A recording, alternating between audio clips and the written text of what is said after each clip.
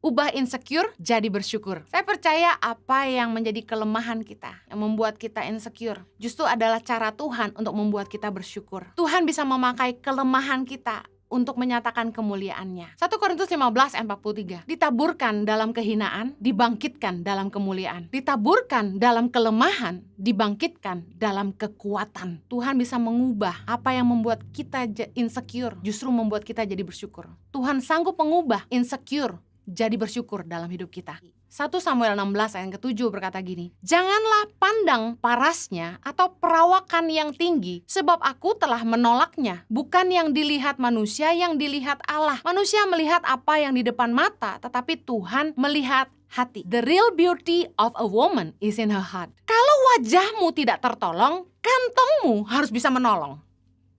Hari ini saya akan bicara tentang ubah insecure jadi bersyukur. Setiap orang punya insecure, rasa tidak aman, kekhawatiran dalam hidup. Hal-hal yang membuat kita khawatir, takut. Insecurity membuat orang tidak percaya diri dan hidup dalam kekhawatiran. Filipi 4 ayat yang ke-6 berkata gini, "Janganlah hendaknya kamu khawatir tentang apapun juga, tapi nyatakanlah segala hal keinginanmu kepada Allah dalam doa dan permohonan dengan ucapan syukur." Apa yang jadi insecurity dalam hidup Anda? Apa yang membuat Anda merasa khawatir dan tidak aman? Mari bawa itu di hadapan Tuhan. Ucapkan syukur. Saya ingin share yang pertama-tama, apa yang membuat kita insecure? Biasanya menjadi tolak ukur dalam hidup kita. Hal-hal yang membuat kita insecure biasanya menjadi tolak ukur atau motivasi dalam hidup kita. Contohnya, karena takut miskin, karena tidak mau dihina, orang fokus kerja keras supaya jadi kaya. Karena takut gemuk atau takut sakit, orang fokus diet dan olahraga. Karena takut pasangan selingkuh, biasanya para istri mulai merawat diri. Apa yang menjadi insecure, rasa tidak aman, kekhawatiran, dapat menjadi hal yang positif dalam hidup kita untuk kita selalu mawas diri dan berusaha lebih. Tetapi insecurity juga bisa membuat orang jadi tidak bersyukur, bahkan menyalahkan Tuhan, minder, tertutup, introvert, negatif, iri hati terhadap orang lain, malah suka mencari kesalahan orang lain, ambisius, cemburu berlebihan, curiga berlebihan. Insecurity punya nilai-nilai negatif dalam hidup kita.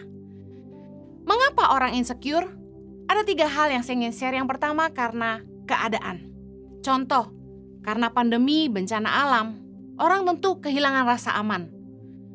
Di dalam masa pandemi ini, pasti banyak di antara kita yang bertanya, ini sampai kapan ya? Lalu ke depan bagaimana?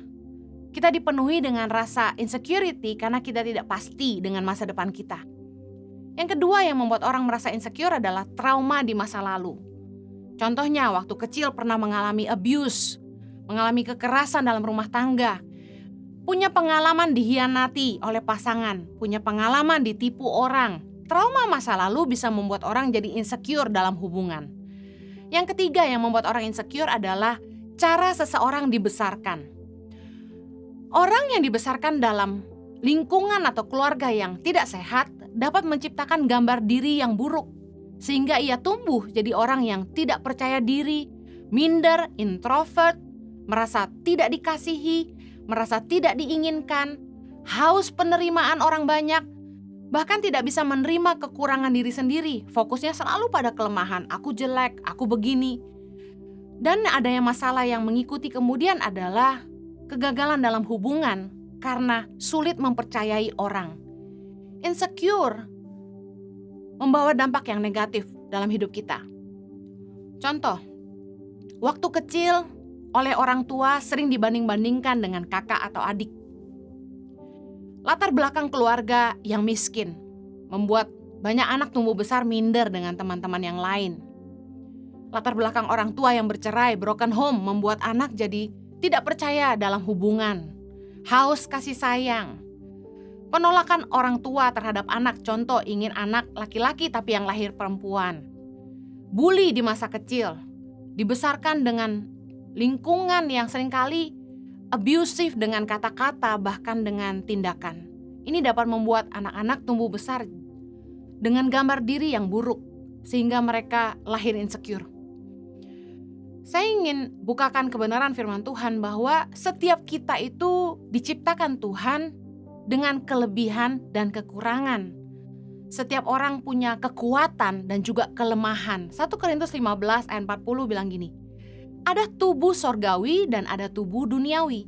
Tetapi kemuliaan tubuh sorgawi lain daripada kemuliaan tubuh duniawi. Ayat 41, kemuliaan matahari lain daripada kemuliaan bulan, dan kemuliaan bulan lain daripada kemuliaan bintang-bintang, dan kemuliaan bintang yang satu berbeda dengan kemuliaan bintang yang lain. Setiap kita dikaruniai Tuhan kelebihan yang berbeda-beda. Tuhan kita adil. Kita harusnya fokus kepada kekuatan yang Tuhan tanam dalam hati kita. Jangan sampai kita tidak bersyukur dengan kelebihan yang Tuhan berikan dalam hidup kita.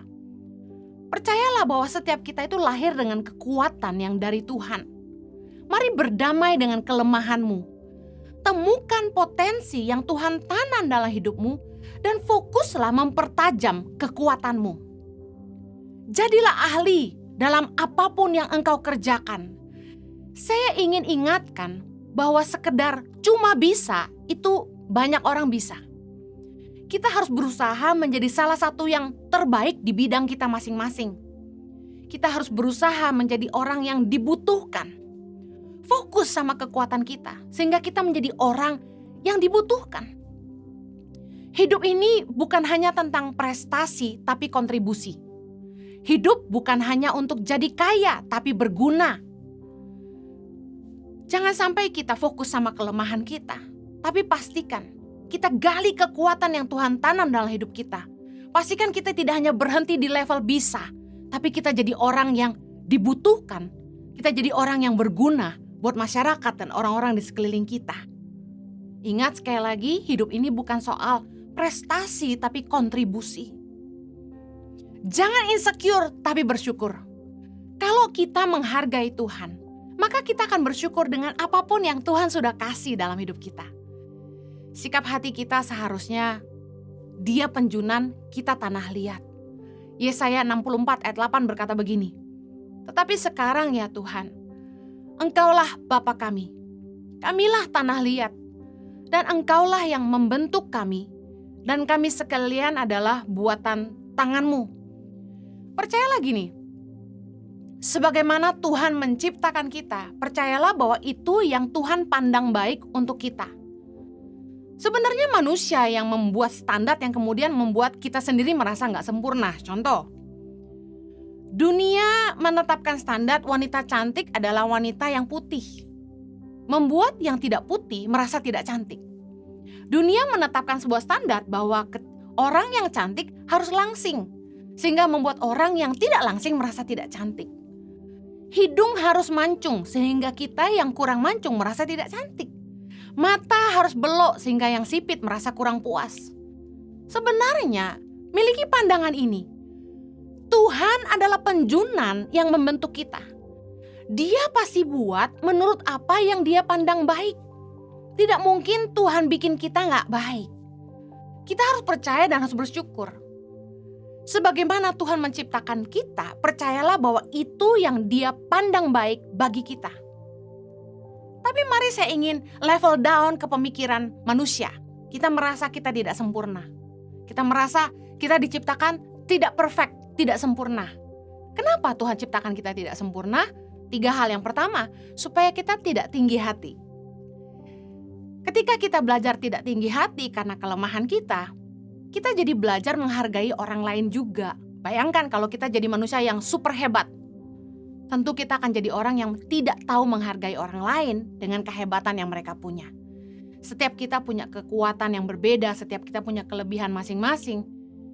Kita harus belajar menghargai orang lain juga. Dengan ketidaksempurnaan kita jadi belajar tidak tinggi hati. Yang kedua, kenapa Tuhan menciptakan kita tidak sempurna? Supaya kita bekerja sama. Kelemahan kita menunjukkan siapa yang kita butuh untuk menolong dan melengkapi kita.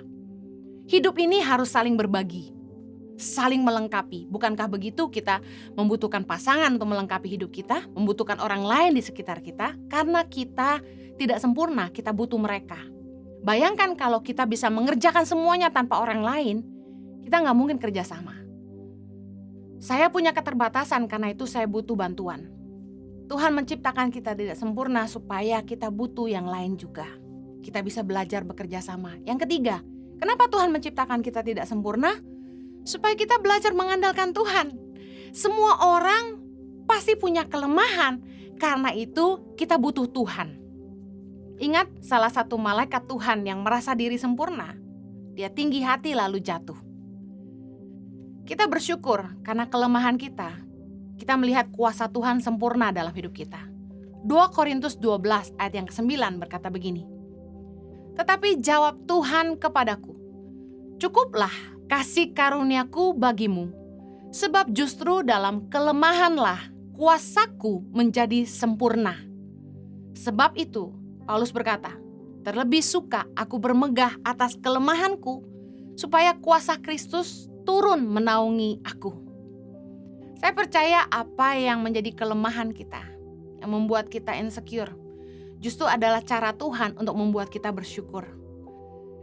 Tuhan bisa memakai kelemahan kita untuk menyatakan kemuliaan-Nya. Saya bersyukur Tuhan tidak membuat saya jadi orang yang super kaya. Sehingga ketika saya bisa memberi makan lebih dari 5.000 anak di Indonesia, bisa menggaji 120-an guru di seluruh pelosok Indonesia. Orang tahu itu bukan karena saya, karena Henny orang biasa yang gak bisa apa-apa. Sehingga Tuhan dipermuliakan dalam hidup saya. Dan tidak ada orang yang tidak bisa mengakui bahwa semuanya adalah pekerjaan Tuhan semata-mata. Karena mereka tahu bahwa saya bukan orang yang kaya raya. Di dalam kelemahan kita, justru di dalam hal-hal yang kita tahu kita sendiri tidak mampu, disitulah kita mampu melihat Tuhan bekerja dengan nyata dalam hidup kita. Bukankah di masa pandemi ini, ketika semua serba sedikit, kita justru bersyukur, kita bisa melihat betapa Tuhan setia menyertai kita. Tidak ada satupun dari kita yang dibiarkan Tuhan kelaparan.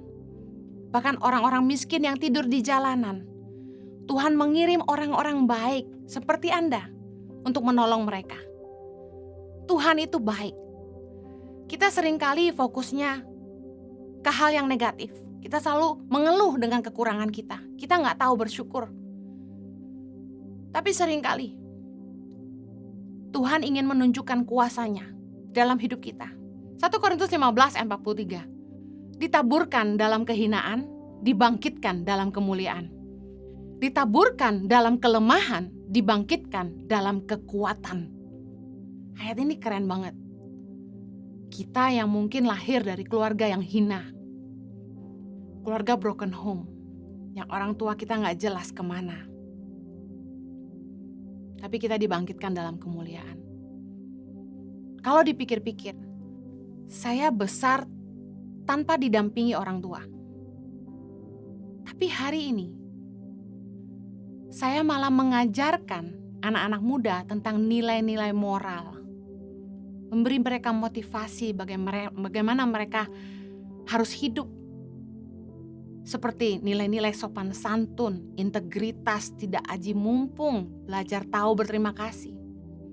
Padahal tentu akan menjadi sebuah kenyataan bahwa anak yang besar tanpa orang tua biasanya liar dan tidak tahu sopan santun.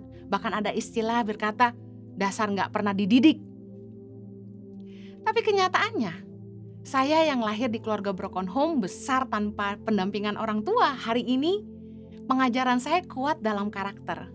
Bagaimana saya memotivasi orang-orang muda khususnya untuk menghormati orang tua, tidak aji mumpung dan lain sebagainya. Ditaburkan dalam kehinaan, dibangkitkan dalam kemuliaan. Ditaburkan dalam kelemahan, dibangkitkan dalam kekuatan. Percayalah, kalau kita bisa bersyukur, Tuhan bisa mengubah apa yang membuat kita insecure, justru membuat kita jadi bersyukur. Tuhan sanggup mengubah insecure jadi bersyukur dalam hidup kita. Saya ingin memberi beberapa pembahasan tentang insecurity dalam hidup orang banyak. Dalam kasus-kasus yang berbeda. Yang pertama, insecure karena fisik yang kurang baik. Manusia itu selalu melihat penampilan, tapi tahukah Anda bahwa Tuhan itu melihat hati? 1 Samuel 16 ayat ke-7 berkata gini, "Tetapi berfirmanlah Tuhan kepada Samuel, janganlah pandang parasnya atau perawakan yang tinggi, sebab aku telah menolaknya. Bukan yang dilihat manusia, yang dilihat Allah. Manusia melihat apa yang di depan mata, tetapi Tuhan melihat hati. The real beauty of a woman is in her heart." Kecantikan yang sesungguhnya dari seorang perempuan adalah di hatinya. Pernahkah Anda melihat pasangan, orang pacaran atau menikah yang secara mata, fisik mereka seperti tidak berimbang? Maaf, kita seringkali berkata, kok bisa dapat istri secantik itu ya padahal suaminya biasa banget? Atau sebaliknya, kok suaminya ganteng banget ya padahal istrinya biasa banget? Pernahkah Anda melihat pasangan yang seperti itu lalu Anda mulai mengomentari? Saya ingin bilang gini, cinta itu gak bisa milih. Cinta itu urusan kedalaman bukan permukaan. Orang bisa jatuh cinta bukan karena fisik aja. Banyak jomblo yang insecure, merasa tidak cantik, lalu takut gak ada yang mau. Saya mau bilang gini, perhatikan apa yang bisa diubah dan yang tidak bisa diubah. Saya mau buktikan bahwa fisik bukan yang utama. Wajah, penampilan itu bisa di-upgrade. Anda bisa belajar dandan. Harta kekayaan itu bisa dicari, orang bisa kerja keras. Tapi ada yang sulit diubah, karakter. Waktu pacaran, kebanyakan pria itu fokus cari yang cantik. Tetapi kalau mau nikah, pasti cari yang baik. Yang wanita, waktu pacaran pasti cari yang tampan. Tapi kalau mau nikah, pasti cari yang mapan. Makanya saya pesan sama anak-anak muda, kalau wajahmu tidak tertolong, kantongmu harus bisa menolong. Makanya kita gak heran, banyak pria yang kelihatannya kurang tampan, tapi istrinya cantik sekali. Jawabannya cuma satu, kantongnya bisa menolong. Jangan depresi, jomblo gak laku-laku karena merasa gak cantik. Saya seringkali kalau ketemu sama anak-anak gadis yang belum nikah, saya selalu godain dan dia bilang gini, ayo, belum punya anak udah sebesar ini, diet, olahraga. Kita yang sudah nikah aja berusaha jaga tubuh kita, apalagi yang belum nikah. Urusan kecantikan dan penampilan itu bisa di-upgrade asalkan kita mau berusaha. Mempercantik diri, merubah penampilan kita. Kalau yang pria merasa, saya miskin, mana ada yang mau sama saya? Gampang, kerja keras. Jadilah orang yang berintegritas, bisa dipercaya. Hiduplah dalam kebenaran. Tuhan pasti menyertai. Saya percaya yang bisa diubah, itu Tuhan pasti menolong kita. Tapi karakter merupakan hal yang sulit diubah. Kita yang harus berubah.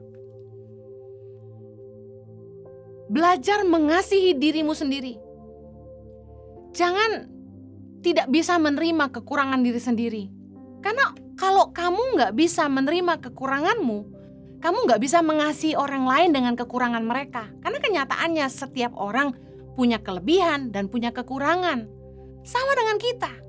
Kalau kita gak bisa menyayangi diri kita sendiri, kita gak bisa menerima kekurangan diri kita sendiri, kita juga gak bisa mengasihi orang lain dengan semua kekurangan mereka. Ayo berdamai dengan kelemahanmu dan pertajam kekuatanmu.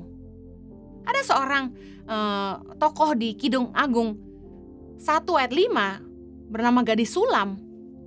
Dia berkata begini, memang hitam aku tetapi cantik. Hai putri-putri Yerusalem, seperti kemah orang Kedar, seperti tirai-tirai orang Salma. Janganlah kamu perhatikan bahwa aku hitam, karena terik matahari membakar aku. Putra-putra ibuku marah kepadaku, aku dijadikan mereka penjaga kebun-kebun anggur, kebun anggurku sendiri tidak kujaga.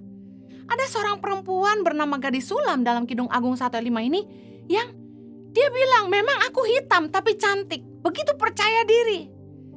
Perempuan rata-rata merasa minder dengan kulit yang hitam, makanya iklan di TV selalu cari cewek gosong lalu berubah-berubah jadi putih dengan pemakaian produk tertentu. Sebenarnya itu menyinggung sekali. Karena saya sejak kecil sampai sebesar ini gak pernah berubah jadi putri salju hanya karena pakai krim apapun. Saya bilang gini, semua produk dengan iklan begitu itu penipuan massal.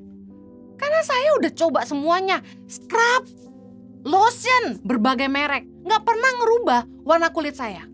Kalau kita memang sudah lahirnya gak putih, gak usah berharap putih, terima dirimu sendiri.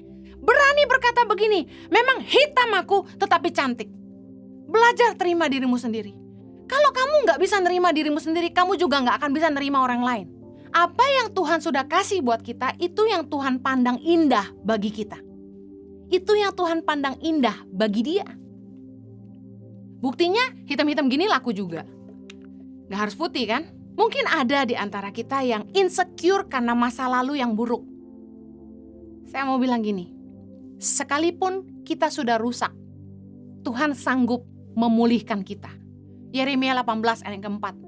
Apabila bejana yang sedang dibuatnya dari tanah liat di tangannya itu rusak, maka tukang periuk itu mengerjakannya kembali menjadi bejana lain menurut apa yang baik pada pemandangannya.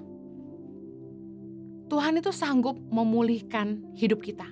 Saya ngalamin banget dalam hidup saya. Masa lalu yang begitu buruk, hancur. Tuhan kasih saya kesempatan hidup yang baru. Dengan identitas yang baru. Tuhan membuat saya utuh. Apa yang dulu telah menjadi kehinaan bagi saya, hari ini Tuhan sanggup mengubahnya jadi kemuliaan dalam hidup saya. Karena saya mempunyai masa lalu yang buruk, hari ini saya bisa mengajar banyak anak muda bagaimana menang dari kebiasaan buruk. Mungkin ada di antara para wanita, para istri yang insecure karena tidak bisa mempunyai keturunan. Saya ingin ingatkan bahwa perintah untuk beranak cucu dalam Kejadian 1 ayat 28 adalah bagian dalam rencana Tuhan. Tapi yang saya yakini tidak untuk semua orang.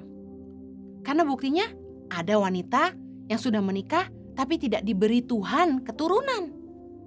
Karena anak itu adalah upah, karunia atau pemberian dari Tuhan, bukan hasil usaha kita. Maaf, Anda bisa melakukan hubungan seks sebanyak apapun, tapi kalau Tuhan tidak memberikan keturunan, tidak akan jadi juga. Orang bisa berusaha berobat dan suntik sana sini, minum obat ini itu. Kalau Tuhan gak kasih, gak dapat juga. Anak adalah karunia atau pemberian Tuhan, bukan hasil usaha. Seringkali orang merasa insecure, malu. Dan juga ada yang dihina mungkin. Disindir karena gak bisa punya keturunan. Kuatkan hatimu, dengar anak itu upah pemberian dari Tuhan, bukan hasil usaha kita. Mazmur 127 ayat 3, sesungguhnya anak-anak laki-laki adalah milik pusaka daripada Tuhan dan buah kandungan adalah suatu upah. Kalau Tuhan gak kasih ya berarti itu bukan bagian kita. Sesederhana itu. Mungkin Tuhan mau percayakan kita anak-anak yang banyak tidak punya orang tua. Saya mau bukakan bahwa punya anak belum tentu lebih bahagia. Banyak orang kaya yang anak-anaknya setelah besar tidak bisa nerusin usaha mereka. Bahkan anak-anaknya tidak bisa kerja. Punya anak belum tentu lebih bahagia.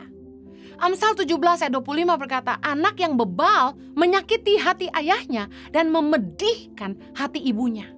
Udah disekolahin sampai besar, umur udah 20-an, sekolah gak beres, tiap hari di kamar main game, merokok, internetan, gak bikin apa-apa. Hanya hidup ngabis-ngabisin uang orang tua. Tapi sementara ada orang yang mungkin gak bisa melahirkan keturunan secara biologis, tapi kemudian dia mengadopsi keponakannya, atau dia mengadopsi anak orang lain yang tidak punya orang tua. Lalu anak itu disekolahkan, dibesarkan, dan malah anak itu yang mengurus dia di masa tua. Anak itu yang malah bertanggung jawab buat hidupnya. Punya anak belum tentu bahagia. Lukas 23 ayat 29. Yesus berkata gini, sebab lihat akan tiba masanya orang berkata, berbahagialah perempuan mandul dan yang rahimnya tidak pernah melahirkan dan yang susunya tidak pernah menyusui. Yesus katakan ini. Saya mau bilang gini, hari ini banyak perempuan yang melahirkan. Mereka berduka karena anak-anak mereka. Punya anak belum tentu bahagia. Jangan insecure kalau Anda tidak punya keturunan. Yakini rencana Tuhan. Saya ingin tutup dengan, mungkin ada di antara kita yang insecure dengan masa depan. Khususnya anak-anak muda. Mungkin kita semua. Di dalam menghadapi masa pandemi ini kita mulai insecure dengan masa depan. Saya ingin tutup dengan 3 hal ini. Yang pertama, pertajam kekuatanmu. Lihat apa yang ada di tanganmu. Gali potensimu. Apa yang kamu paling bisa? Apa keahlianmu? Apa passion terbesarmu? Kerjaan apa yang kamu paling nikmati? Kamu mampu melakukan dengan konsisten dan siap bayar harga. Itu merupakan passion. Sesuatu yang membuat kamu siap bayar harga, kamu akan konsisten di situ. Temukan itu dan pertajam itu. Ketika saya berkata pertajam, berarti keahlian itu perlu diasah. Harus belajar lagi. Kalau gagal, coba lagi, pertajam. Yang kedua, andalkan Tuhan. Minta hikmat Tuhan dan lihat jalan yang Tuhan buka. Saya selalu percaya bahwa kalau sesuatu itu dari Tuhan untuk kita, pasti akan ada penyediaan Tuhan. Penyediaan Tuhan bicara soal orang-orang yang Tuhan kirim untuk menolong dan memperlengkapi kita. Dan juga jalan yang terbuka, dananya ada. Yeremia 17:7 berkata, diberkatilah orang yang mengandalkan Tuhan. Kalau kita insecure dengan masa depan, mari andalkan Tuhan. Karena orang yang mengandalkan Tuhan pasti diberkati. Yang terakhir, hiduplah takut akan Tuhan. Karena diberkati orang-orang yang hidup takut akan Tuhan. Tuhan akan terlibat dalam hidupmu. Asalkan kita sungguh-sungguh hidup dalam kebenaran. Berkat itu bukan tujuan, tapi akibat. Saya tutup dengan ayat terakhir, Mazmur 112. Judul perikopnya, bahagia orang benar. Ini merupakan kunci hidup dalam rasa secure, rasa aman. Mazmur 112 ayat yang pertama sampai ke-9 berkata begini. Haleluya, berbahagialah orang yang takut akan Tuhan, yang sangat suka kepada segala perintahnya. Anak cucunya akan perkasa di bumi. Angkatan orang benar akan diberkati. Harta dan kekayaan ada dalam rumahnya. Kebajikannya tetap untuk selamanya. Di dalam gelap terbit terang bagi orang benar. Pengasih dan penyayang orang yang adil. Mujur orang yang menaruh belas kasihan. Dan yang memberi pinjaman. Yang melakukan urusannya dengan sewajarnya. Sebab ia takkan goyah untuk selama-lamanya. Orang benar itu akan diingat selama-lamanya. Ia tidak takut kepada kabar celaka. Hatinya tetap penuh kepercayaan kepada Tuhan. Hatinya teguh, ia tidak takut. Sebab ia memandang rendah para lawannya. Ia membagi-bagikan. Ia memberikan kepada orang miskin. Kebajikannya tetap untuk selama-lamanya. Tanduknya meninggi dalam kemuliaan. Jangan mengejar berkat, karena berkat bukan tujuan tapi akibat. Yang harusnya jadi tujuan adalah gini, pastikan kita hidup benar di hadapan Tuhan. Jaminan firman Tuhan dalam Mazmur 112 ini adalah hidup kita dan anak cucu kita pasti diberkati. Kita akan selalu hidup dalam pertolongan Tuhan. Dikatakan dalam gelap terbit terang bagi orang benar. Hidup dalam damai sejahtera. Dikatakan firman Tuhan, ia tidak akan goyah untuk selama-lamanya. Ia tidak takut kepada kabar celaka. Hatinya tetap penuh kepercayaan kepada Tuhan. Hatinya teguh, ia tidak takut. Kalau kita mau hidup dengan rasa aman, dengan rasa secure, supaya kita bisa membuang rasa insecure, pastikan kita hidup benar di hadapan Tuhan. Belajar untuk mengasihi dirimu sendiri. Jangan sampai lupa bersyukur. Percayalah bahwa apapun yang Tuhan sudah kasih sama kita, itu adalah yang terbaik untuk kita. Mari ubah insecure jadi bersyukur. Filipi 4 ayat ke-6, janganlah hendaknya kamu khawatir tentang apapun juga, tetapi nyatakanlah segala hal keinginanmu kepada Allah dalam doa dan permohonan dengan ucapan syukur. Mari kita berdoa. Bapa, ampuni kami kalau kami tidak bisa menerima kelemahan diri kami sendiri, kalau kami nggak mengucap syukur untuk apa yang Tuhan sudah kasih buat kami. Seringkali kami tidak bisa menerima kekurangan kami, seringkali kami kesal dengan apa yang ada di hidup kami.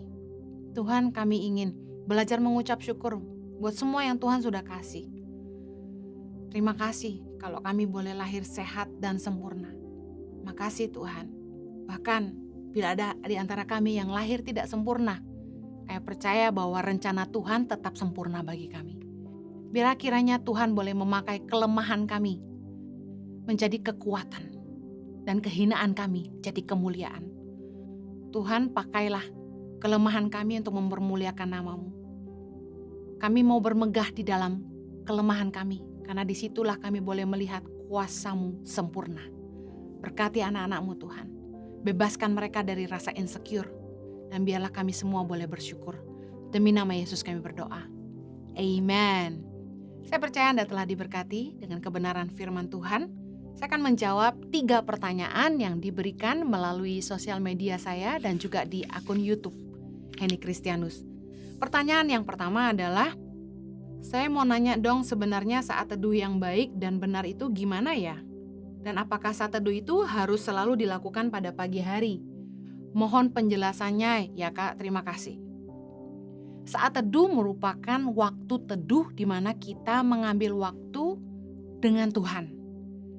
Yesus memberi teladan, Yesus berdoa pagi-pagi benar. Tetapi di waktu-waktu lain Yesus juga menyendiri untuk berdoa. Tidak selalu di pagi hari. Jadi saat teduh boleh dilakukan kapan saja di waktu di mana kita bisa fokus dengan Tuhan saja. Tidak ada batasan tempat, tidak ada batasan waktu.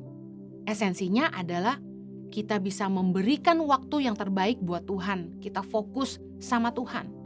Ambil waktu menyembah Tuhan, ambil waktu mendengar suara Tuhan, merenungkan firman Tuhan.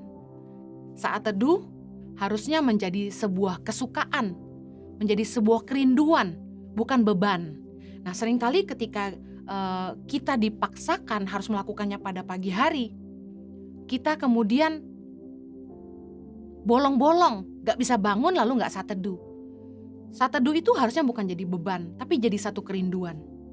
Yang kedua, Bu, gimana ya kalau pacar saya mau cepat ajak menikah, tapi pekerjaannya hanya dengan berpenghasilan UMR kota setempat. Dia duda memiliki anak 1 dan saya janda memiliki anak 1. Saya takut hidup tidak berkecukupan. Jadi gimana Bu Pendeta? Apakah saya harus mengiyakan atau pending untuk sementara waktu? Apa tujuan kita menikah? Apakah untuk dicukupi kehidupan saja?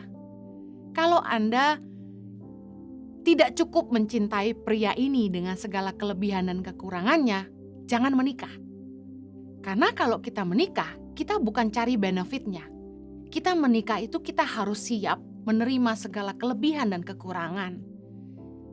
Kasih itu menutupi banyak sekali pelanggaran. Kasih itu begitu hebatnya, sampai membuat kita mampu menerima kesalahan, bahkan kekurangan pasangan. Saya percaya kalau Anda sungguh-sungguh murni mengasihi calon pasangan Anda tidak masalah gajinya berapa. Seperti saya contohnya, saya menikah dengan Pastor Jojo ketika calon suamiku waktu itu tidak berpenghasilan lebih tinggi dari saya. Kami mulai sama-sama dari nol, bangun hidup kami sama-sama. Kami saling memberi karena kasih harusnya saling, bukannya mengambil tapi memberi. Ketika kita benar-benar mengasihi seseorang, kalau memang gajinya cuma segitu, kita harus bekerja untuk mencukupi dan membantu kebutuhan rumah tangga. Banyak wanita yang menikah hanya untuk mendapat support hidup, rasa aman, supaya tidak susah. Saya bisa mengerti ada wanita-wanita yang mungkin memang dilahirkan katanya tidak bisa bekerja. Tapi dengar baik, kenyataan yang dibagikan di lewat pertanyaan ini membuktikan bahwa Anda belum sungguh-sungguh mengasihi calon pasangan Anda. Sebaiknya didoakan lagi. Yang terakhir, kalau kita selalu rasa mau bunuh diri, apa yang harus dilakukan? Yang pertama, tolak roh bunuh diri. Berdoa, minta hamba Tuhan mendoakan supaya roh bunuh diri itu dilepaskan. Yang kedua, bereskan apa yang membuat kita ingin bunuh diri. Karena seringkali kita sering ngomong sembarangan bahwa saya akan bunuh diri atau saya akan mati. Hati-hati, iblis akan mengklaim omongan kita. Jangan suka bicara sembarangan. Kalau Anda ingin bunuh diri, pasti ada penyebabnya. Bereskan dulu penyebabnya. Mau didoakan berapa kali oleh siapapun, tidak akan gunanya kalau Anda sendiri suka ngomong sia-sia, bilang mau bunuh diri, suka mengancam mau mati, dan tidak menjaga diri. Banyak orang tidak ngomong mau bunuh diri, tapi mereka tidak urus hidup mereka baik-baik. Makan sembarangan, tidak mau olahraga, hidup sembarangan, ngerokok terus. Secara tidak langsung mereka sedang berusaha bunuh diri. Terima kasih telah beribadah bersama dengan kami. Tuhan memberkati.